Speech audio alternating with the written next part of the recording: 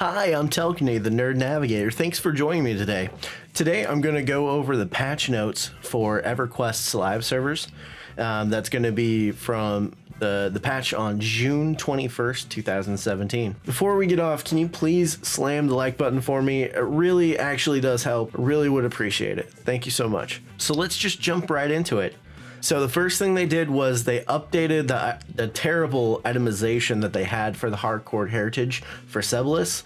So they added cleave and ferocity for the melee focuses for the arms and the legs on some of the scale equipment. Apparently they forgot that, chain wearer is going to need that. The next, they updated the paladin and the SK weapon damage. Before, it was pretty lackluster damage for the ratios that knights are normally accustomed to, so it wasn't a really good thing for them. Next, they fixed the spell on the Breath of Harmony for bards, so that it would no longer break melody. Crazy! On a bard-only weapon, too. They also increased the haste percent on the Runed Helm of Strategy to 41%. All the way up from 1%. That's right. It was LDON raid item that's being post POP time rating, right? Although I don't think it's as good as Time Gear, but I do know Legend of North came after, right? So you would hope that it would have been better. But anyway, they updated some collectibles, and then they added a shared recast timer for all the class armor from Sebelis. They also reduced some of the cast times, and they updated some of the items to be raid level for weapon ratios. So that's pretty cool if you have one of these.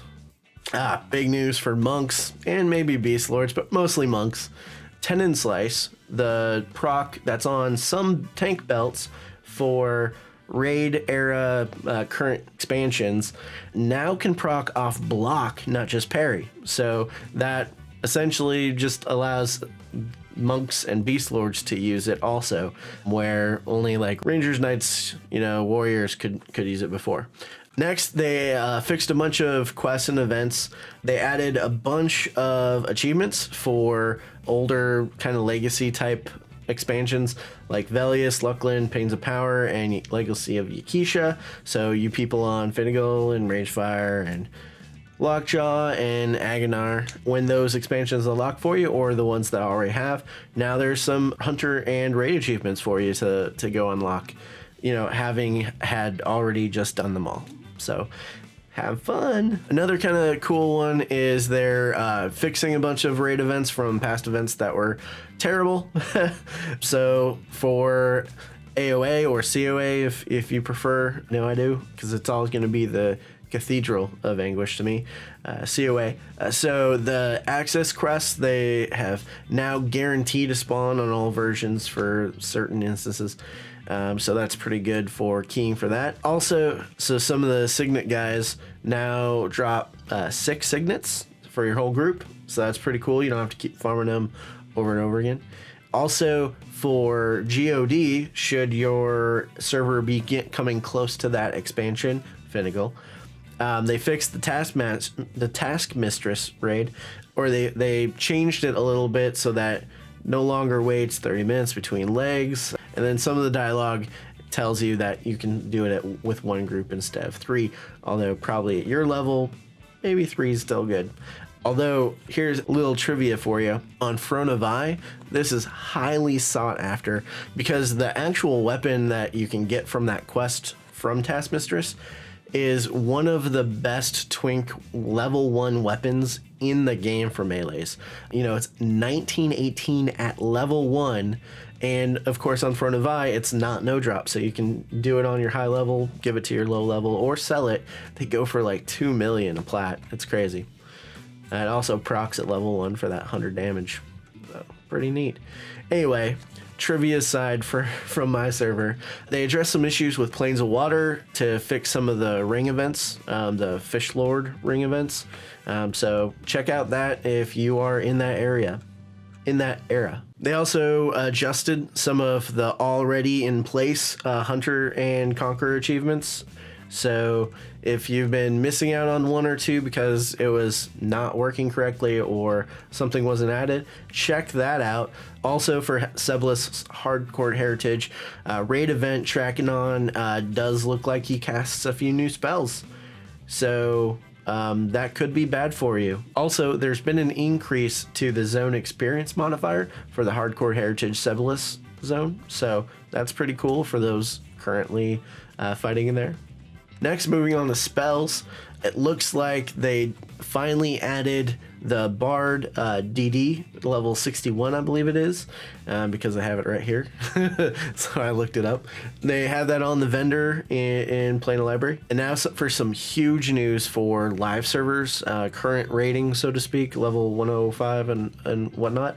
Berserkers have received a big nerf.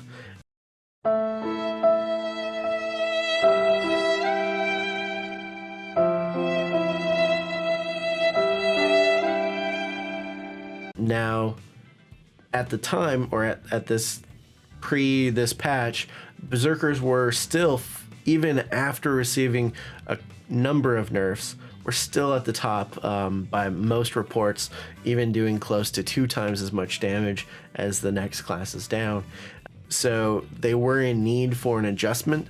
Now, there are people on the forums, Berserkers, that are suggesting that this nerf is more than what would be required to bring them in balance, although a lot of them seem to still be under an impression that Berserkers should be the most damage ever. You know, let's not think about rogues or wizards or necros, but because they have no utility, even though they have a ton of utilities. But we don't want to get into that debate, do we?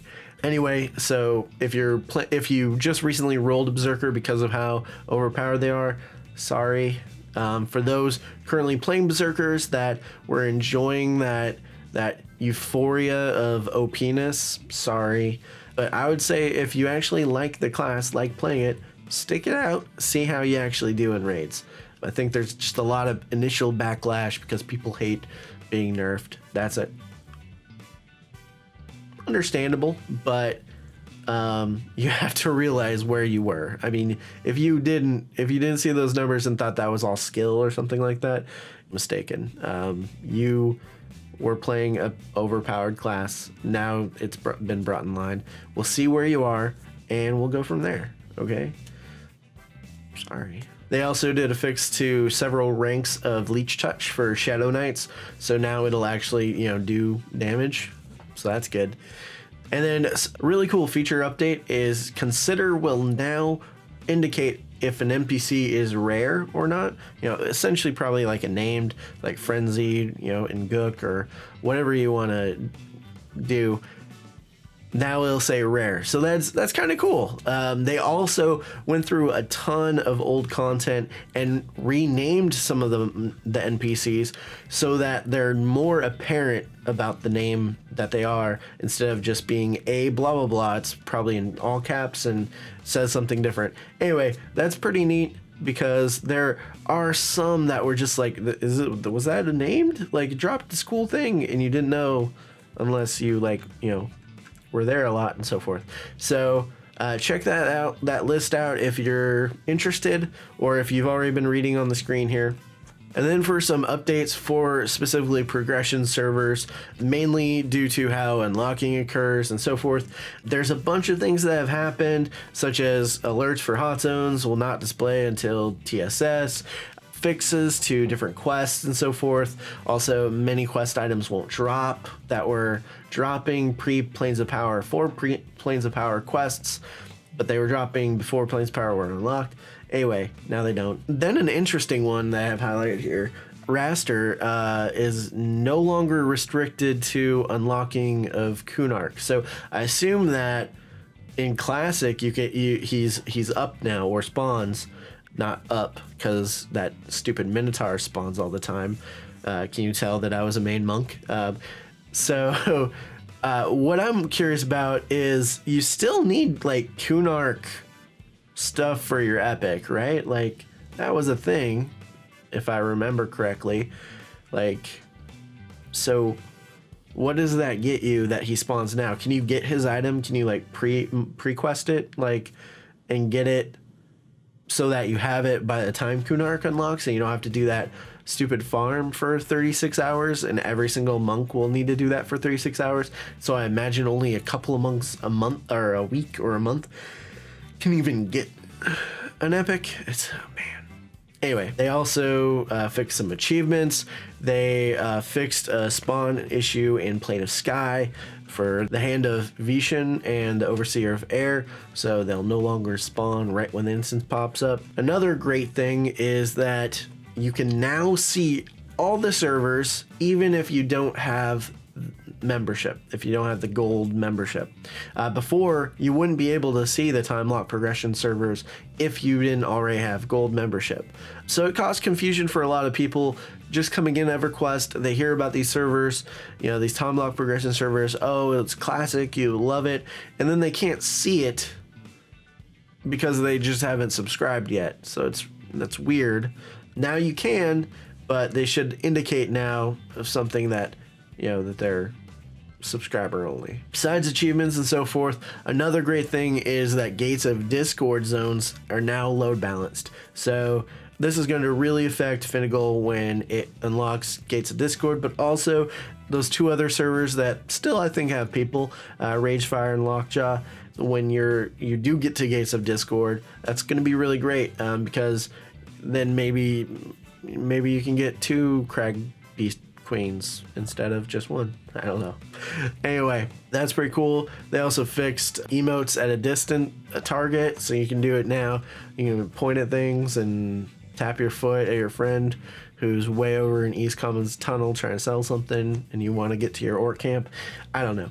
Another thing is there's a change to the advanced loot window. So you UI people, you'll need to update that.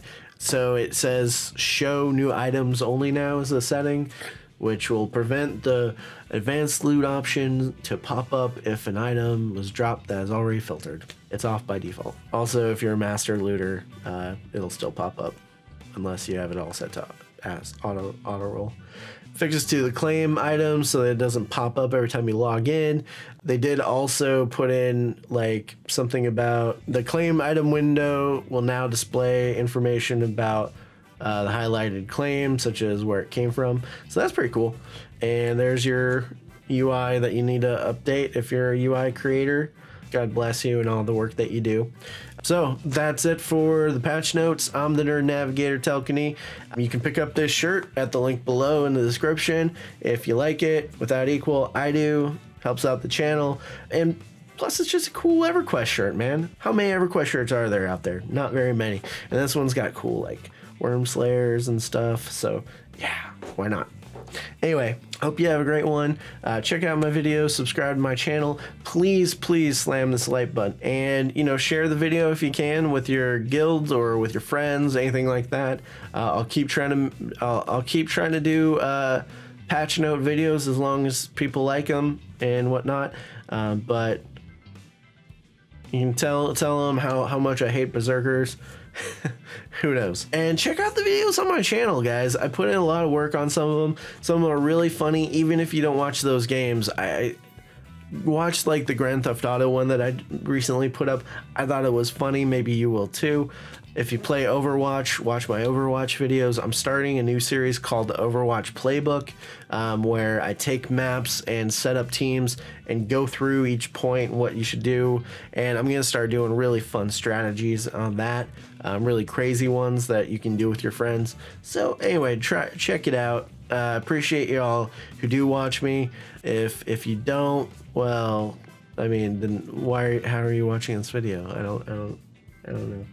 Explain that to me. Anyway, I'm just kidding. Bye.